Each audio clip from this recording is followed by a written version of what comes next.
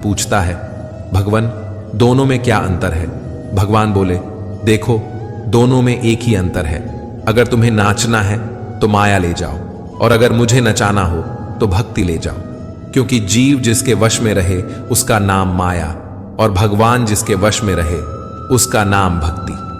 भगवान के राज्य में समस्त संसार नाचता है, जबकि भक्ति के राज्य में भगवान स्वयं नाचते हैं। किसी ने पूछा, भक्ति क्या है? बहुत ही प्यारा जवाब आया, भक्ति हाथों पैरों से नहीं होती, वरना विकलांग कभी ना कर पाते। भक्ति ना ही आंखों से होती है, वरना सूरदास जी कभी ना कर पाते। ना ही भक्ति बोलने और सुनने से होती है, वरना गूंगे बहरे कभी ना कर पाते। और ना ही भक्ति धन और ताकत से होती है, वरना गरीब और कमजोर कभी ना कर पाते। भक्ति केवल भाव से होती है, एक एहसास है भक्ति, जो हृदय से होकर विचारों में आती है, और हमारा प्रेम परमात्मा से जुड़कर रिश्ते में बदल जाता है। भक्ति भाव का सच्चा सागर है। भगवान ने इंसान को जब बनाया था तो उसे सब चीजें दी, पर एक चीज इंसान के हाथों से नीचे गिर गई, जिसे भगवान ने अपने पैरों के नीचे दबा दिया। इंसान के चले जाने के बाद भगवान से किसी ने पूछा, आपने अपने चरणों के नीचे क्या छुपाया है जो इंसान को वापस नहीं दिया? तब भगवान बोले, मैंने अपने चरणों के नीचे शांति छुपाई है। इंसान सदैव इसके लिए तरसता रहेगा, वह हर जगह इसे ढूंढेगा पर नाकाम रहेगा, और आखिर में उसे यह मेरे चरणों में आकर ही मिलेगी। मनुष्य का यह स्वभाव है कि वह सुख में ईश्वर को याद नहीं करता, पर दुख में उसे सबसे पहले ईश्वर का ही स्मरण होता है। किसी ने पूछा, भगवान कब याद आते हैं? उत्तर मिला, धर्मात्मा को हर समय, पापी को मृत्यु के समय, चोर को पकड़े जाने पर, गरीब को भूख लगने पर, धनी व्यक्ति को बीमार हो जाने पर, कंजूस को पैसा खो जाने पर, किसान को वर्षा न होने पर, और मुसाफिर को ट्रेन छूट जाने पर, व्यापारी को नुकसान हो जाने पर, विद्यार्थी को परीक्षा में असफल होने पर, इंसान को विपरीत परिस्थितियों में ही भगवान याद आते हैं। दुख में सुमिरन सब करे, सुख में करे न कोई।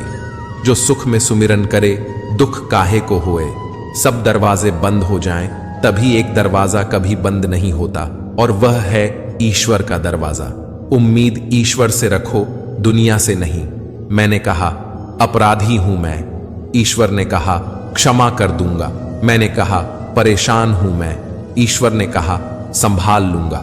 मैंने कहा, अकेला हूं मैं। ईश्वर ने कहा, हमेशा साथ हूं मैं। मैंने कहा, उदास हूं मैं। ईश्वर ने कहा, नजर उठाकर देख, हर वक्त तेरे आसपास हूं मैं। जब आप भगवान का ध्यान करें तो हमेशा यही प्रार्थना करें, हे प्रभु, अगर किसी समय मैं आपकी उंगली पकड़ना भूल जाऊं तो आप मेरी बाह पकड़ना कभी मत भूलना। अगर मैं आपको कहीं साथ चलने के लिए बोलना भूल जाऊं तो भी आप स्वयं मेरे साथ चलना कभी मत भूलना।